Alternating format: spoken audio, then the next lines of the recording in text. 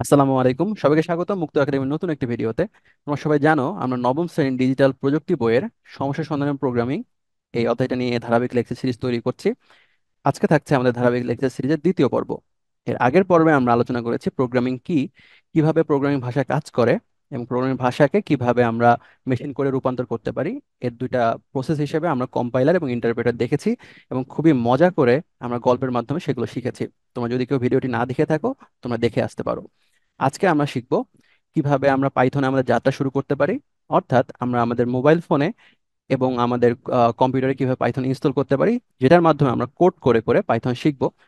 এবং কোড করে যদি তুমি পাইথন শিখো বা যে কোনো ল্যাঙ্গুয়েজ শিখো, তাহলে সেটা খুব বেশি এফিশিয়েন্ট হবে তোমার জন্য এবং তোমার শেখাতে অনেক বেশি সাহায্য করবে।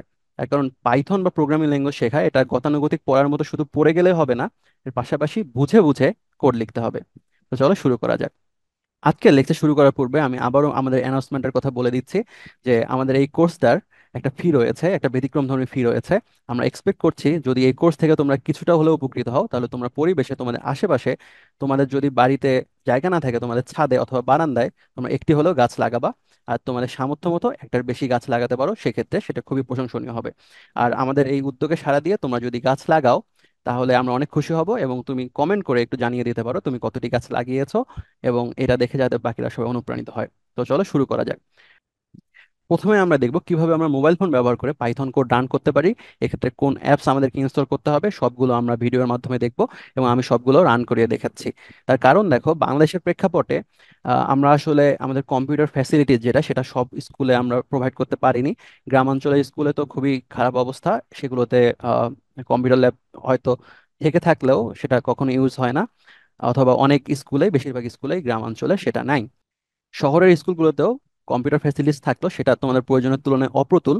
এবং দেখা যায় যে অনেকের বাড়িতে আমাদের কম্পিউটার নেই, তো আমাদের কম্পিউটার অ্যাক্সেস কম ধরে নিয়ে আমি প্রথমে আলোচনা করতে যাচ্ছি যে মোবাইলে আমরা কিভাবে পাইথন কোড রান করতে পারবো। তো চলো আমরা দেখে নিই মোবাইলে কিভাবে তুমি পাইথন কোডের জন্য অ্যাপসটা ইনস্টল করবে এবং কিভাবে সেই অ্যাপসটা কাজ করে। তোমাদের মধ্যে যারা তোমাদের স্মার্টফোনে পাইথন কোডটা প্র্যাকটিস করতে চাও এবং কিভাবে কোড লিখে আমরা কোডগুলো রান করতে পারি সেটা যদি করতে চাও, তাহলে তোমার গুগল প্লে স্টোরে গিয়ে সার্চ করতে হবে, পাইথন ইন্টারপ্রেটার দিয়ে সার্চ করতে পারো অথবা পাইথন আইডি ফর অ্যান্ড্রয়েড এটা দিয়েও তুমি সার্চ করতে পারো। তো আমি যদি পাইথন ইন্টারপ্রেটার দিয়ে সার্চ করি, তাহলে দেখতে পাচ্ছ এখানে কিছু অ্যাপস রয়েছে। এই অ্যাপসগুলোর মধ্যে আমি দ্বিতীয়টাতে চলে যাব, Python code pad compiler and ID, এইটাতে চলে যাব। তার কারণ প্রথমটা হচ্ছে প্রিমিয়াম ভার্সন, তার মানে প্রথমটা ইউজ করার জন্য তোমার টাকা লাগবে, দ্বিতীয়টা হচ্ছে ফ্রি। তাহলে এই অ্যাপসটাতে আমি যদি চলে যাই, তাহলে এই অ্যাপসটা আমার এখান থেকে ইনস্টল করে নিতে হবে। এই অ্যাপসটা ইনস্টল করার পর আমরা দেখি যে এই অ্যাপসটা কীভাবে কাজ করে। তাহলে আমরা যদি এই অ্যাপসটা চালাতে যাই, এটা হচ্ছে ওই অ্যাপসটা। তো এই অ্যাপসটার দিকে যদি যখন আমরা ওপেন করব, ওপেন করে আমরা দেখব যে এখানে একটা হচ্ছে আমাদের কোড লেখার জন্য একটা জায়গা রয়েছে। তো এখানে যদি আমি এই কোডটা লিখি যে প্রিন্ট আই লাভ বাংলাদেশ, তাহলে আমাদের এই কোডটা লেখা হয়ে গেল। তারপর যদি আমি রান করতে চাই, তাহলে উপরে দেখো পাইথন কোড প্যাডের ডান পাশে একটা অ্যারো সাইন রয়েছে।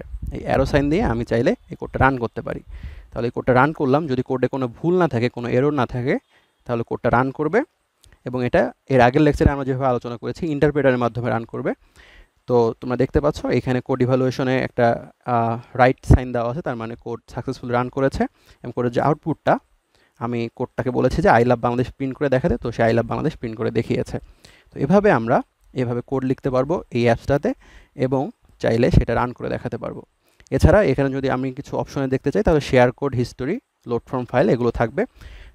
আরও কিছু অপশন রয়েছে, এগুলো তোমরা ট্রাই করে দেখতে পারো। তো এভাবে তোমাদের মধ্যে যাদের কম্পিউটার অ্যাক্সেস নেই এবং যারা চাও যে হচ্ছে মোবাইল ফোনে পাইথন প্র্যাকটিস করতে এবং কোডগুলো নিজে নিজে করতে, তারা এই অ্যাপসটা ব্যবহার করতে পারো। এই অ্যাপসের লিঙ্কটা আমি কমেন্ট সেকশনে এবং ডিসক্রিপশন বক্সে দিয়ে দেবো।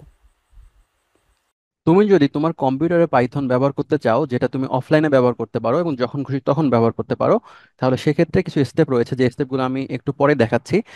এছাড়া তুমি যদি চাও যে অনলাইনে ব্যবহার করতে পাইথনটা, খুব সহজেই তুমি অনলাইনে পাইথন কোড রান করতে পারবে। এর জন্য তোমাকে যেটা করতে হবে, গুগলে গিয়ে সার্চ করতে হবে পাইথন অনলাইন আইডি অথবা পাইথন অনলাইন কম্পাইলার। যে কোনো একটা দিয়ে সার্চ করলে তোমার এখানে অনেকগুলো সাইট চলে আসবে। এগুলো যে কোনো একটা যদি তুমি ওপেন করো, তাহলে এখানে তুমি দেখবা যে এখানে পাইথন লেখার জন্য তোমাদের একটা ইন্টারফেস চলে আসছে। এখানে তুমি যদি যে কোনো একটা পাইথন কোড লিখো, এই জায়গায় লিখে তুমি যদি রান করো, তাহলে এটা ইজিলি রান হবে। তো এই অনলাইনে ব্যবহার করে একটা অসুবিধা হচ্ছে তোমার কোডগুলো সেভ করা থাকতেছে না।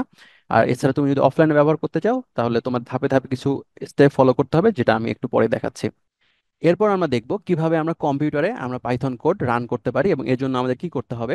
এটা আমাদের বইয়ে দেয়া আছে। তো এজন্য আমরা বইটা যদি একটু দেখি, তাহলে বইয়ে দেখো তোমাদের দেয়া আছে কম্পিউটারে পাইথন ইনস্টল করার জন্য তুমি সবার প্রথমে এই ওয়েবসাইটে তোমাকে যেতে হবে, অথবা তুমি যদি গুগলে সার্চ করো পাইথন ডাউনলোড লিখে, তাহলে তুমি সবার প্রথমে এই ওয়েবসাইটটা দেখতে পারবে, ডাউনলোড পাইথন। এখানে যদি তুমি যাও তাহলে দেখতে পাচ্ছ প্রথমে তোমার যদি কম্পিউটার অপারেটিং সিস্টেমটা যদি হয় উইন্ডোজ, এবং আমাদের বেশিরভাগের হয়তো কম্পিউটারে অপারেটিং সিস্টেম উইন্ডোজ, তো তাহলে তুমি ডিরেক্টলি এই বাটনে ক্লিক করলেই তোমার এই ডাউনলোডটা হয়ে যাবে।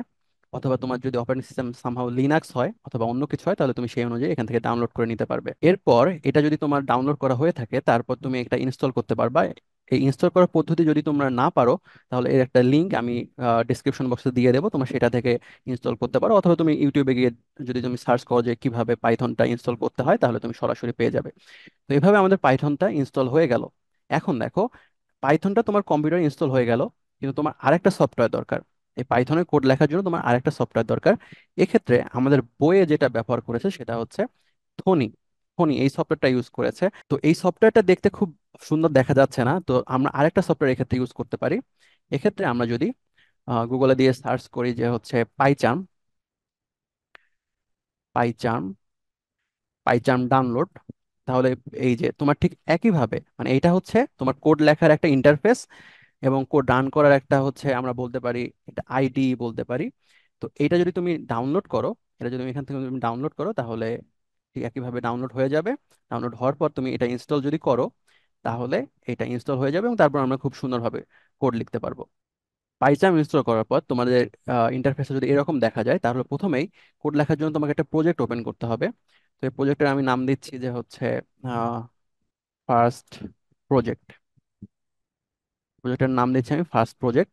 তো এই ফার্স্ট প্রজেক্টটা ওপেন করার পর তোমাদের এখানে একটা প্রজেক্ট ক্রিয়েট হবে, একটা ভার্চুয়াল এনভায়রনমেন্ট ক্রিয়েট হবে, যেটাতে তুমি প্রজেক্টের বিভিন্ন ফাইল ক্রিয়েট করতে পারবে এবং সেখান থেকে আমরা হচ্ছে ফাইলগুলো রান করে আমরা পাইথনের কোডগুলো দেখতে পারবো।